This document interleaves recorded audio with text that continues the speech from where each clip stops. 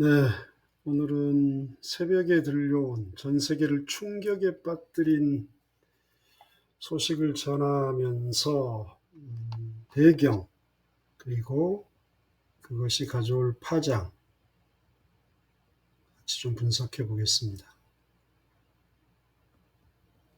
이스라엘이 이란 본토를 타격했습니다. 지금까지는 주로 레바논, 시리아, 그 다음에 무장단체 헤즈볼라와 싸웠단 말입니다. 그런데 오늘 드디어 이란 본토를 공격했습니다. 중동의 맹주, 반이스라엘, 반미의 선봉장 이란을 직접 공격한 겁니다. 네타냐후 총리가 미리 녹화해둔 영상에서 이렇게 얘기했죠. 이스라엘 역사상 결정적 시점에 있다. 우리의 용감한 조종사들이 이란 전역의 많은 목표물을 공격하고 있다. 이란의 핵 인프라, 이란의 탄도미사일 공장, 이란의 군사력을 공격한다. 그리고 임무가 완료될 때까지 필요한 만큼 작전을 계속할 것이다. 이렇게 얘기했어요. 그럼 공격한 배경은 뭐냐? 몇 가지가 있는데요. 첫 번째, 지금까지 시리아, 레바논, 그 다음에 무장단체 헤즈볼라의 뒷배가 이란이란 말입니다. 그래서 원점 타격을 해서 자국 안보를 지키겠다. 첫 번째. 그 다음에 두 번째, 이란이 핵무기를 가지고 있으면서 요즘에 최근에 핵무기를 고도화하는 작업을 하고 있습니다. 그래서 그거를 막겠다. 이게 표면적인 이유 두 가지입니다. 저는 여기에 실제 속내 한 가지가 더 있다고 생각합니다. 바로 뭐냐면 네타냐후 자신의 안위입니다. 네타냐후는 총리를 그만두면 바로 깜빵 가야 됩니다.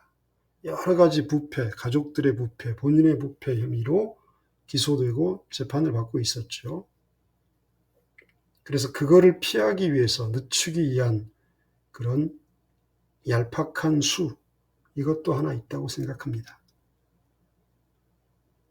자, 이란은 즉각 반발했죠. 왜냐하면 열받을 수밖에 없는 게 트럼프 2기 집권하고서 미국과 이란이 공식적으로, 공개적으로 이란 핵 협상을 하고 있었습니다. 최근까지 4번 했습니다. 그리고 오는 23일 이탈리아 로마에서 5차 핵 협상을 하기로 양국이 합의한 상태입니다. 그러니까 이란 입장에서는 완전히 뒤통수 맞은 거죠. 공개적으로는 화해 제스처인 척하고 물밑에서는 이스라엘과 기획해서, 제 생각입니다, 이란 본토 공격할 꿍꿍이였으니까요. 자, 그러면 이스라엘 속내는 알겠어요. 미국은 대관절, 트럼프는 대관절, 왜 이런 이스라엘의 공격을 묵인, 방조 혹은 공조할까요? 저는 트럼프가 2기 집권하자마자 3가지 전쟁을 기획하고 벌이고 있다고 봅니다. 목표는 독재자가 되는 것으로 저는 생각합니다. 푸틴과 시진핑이 엄청 부러웠을 겁니다. 푸틴, 시진핑은 무슨 짓 하는지도 모르고 가족이 무슨 짓을 해도 아무 문제 없고, 근데 본인은 1기 때 탄핵을 2번이나 당했어요. 물론 상원에서 다 기각됐지만 얼마나 치욕스러웠습니까? 미국 역사상 현직 대통령이 하원에서 탄핵 2번 당한 유일한 대통령이거든요. 그리고 재선도 못했죠. 그리고 재선 못한 4년간 검찰에, 법원에 불려다니면서 끝없는 모욕을 당했다고 생각한 거죠. 그래서 에라, 이 판에 나도 독재자 될래, 이런 생각을 하면서 3가지 전쟁을 저는 준비하고 벌이고 있다고 생각합니다. 첫 번째가 바로 이 중동 전쟁입니다. 3월 30일자 제 방송을 보시면 미국과 영국 연합군이 중동 예멘에 있는 후티 반군을 공격합니다. 이게 저는 중동 전쟁의 서막, 빌드업의 시작이라고 생각합니다. 이러면서 미국과 우호적인 국가들, 우리나라 같은 동맹국들에게 파병을 요청하리라고 생각했습니다. 그때. 자, 중동 전쟁을 일으켜서 중동을 난장판으로 만들어서 미국이 개입해서 평화적으로 해결했다. 나는 글로벌 지도자야. 그러니까 내가 전 세계를 지배할 거야. 두 번째 전쟁. 달러 패권을 앞세워서 관세 전쟁을 일으킨 거죠. 4월 2일 날 발표했습니다. American Liberation Day, 미국 해방의 날. 그래서 Dirty 15, 더러운 국가 15개를 발표했죠. 그러면서 미국으로 수입되는 모든 물품에 대해서 10% 죄송합니다. 10% 일반 관세. 그리고 60여 개 국가들에 대해서 우리나라 25%, 일본 24%, 중국 145% 이런 보복 관세 하려고 했죠. 지금 90일 유예하긴 했습니다만은.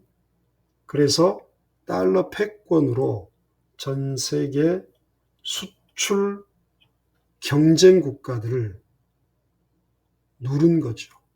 그런 전쟁. 그 다음에 세 번째, 불법 이민자 추방이라는 세 번째 전쟁입니다. 그래서 이건 국내용이죠. 불법 이민자 색출해서 자국으로 내쫓겠다. 그러면서 공화당, 백인들의 열렬한 지지를 받는 거죠. 그래서 개헌을 해서 영구 집권을 꿈꾸는 것 아닌가. 그래서 이번에 LA에 연방군 그리고 해병대를 파견했습니다. 엊그제 방송 보시면 정확히 아실 겁니다. 미 연방군은 미 자국민을 상대로 작전을 할 수 없습니다.